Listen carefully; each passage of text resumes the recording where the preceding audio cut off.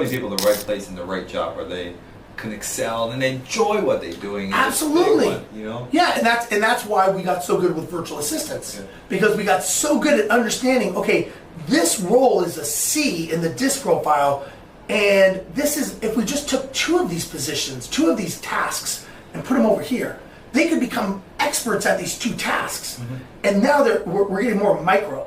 So we started kind of splitting the atom more and more and more.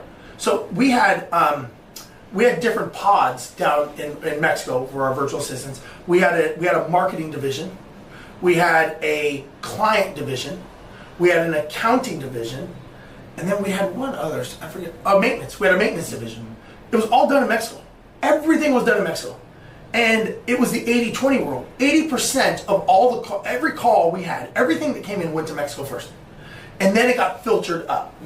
80% of everything was answered in Mexico. The 20% that was the, hey, we're going to get sued if we don't answer this, that came up to the States.